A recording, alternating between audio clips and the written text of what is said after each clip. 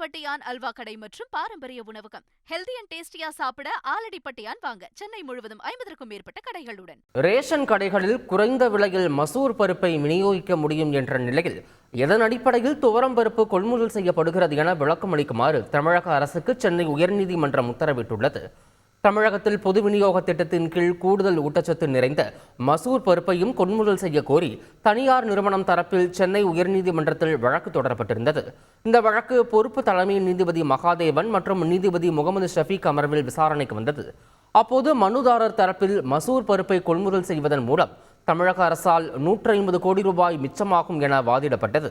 இதற்கு பதிலளித்த தமிழக அரசு தரப்பு, தமிழக மக்கள் மசூர் பருப்பை விட துவரம் பருப்பையே அதிகம் விரும்புவதாக விளக்கம் அளிக்கப்பட்டது. இருதரப்பு வாதங்களையும் கேட்ட நீதிபதிகள், எதன் அடிப்படையில் பொது விநியோக திட்டத்தில் பருப்பு கொள்முதல் செய்யப்படுகிறது என்பது குறித்து 2 வாரங்களில் விளக்கம் அளிக்குமாறு தமிழக அரசுக்கு உத்தரவிட்டு வழக்கை ஜூலை மாதத்திற்கு தள்ளி வைத்தனர்.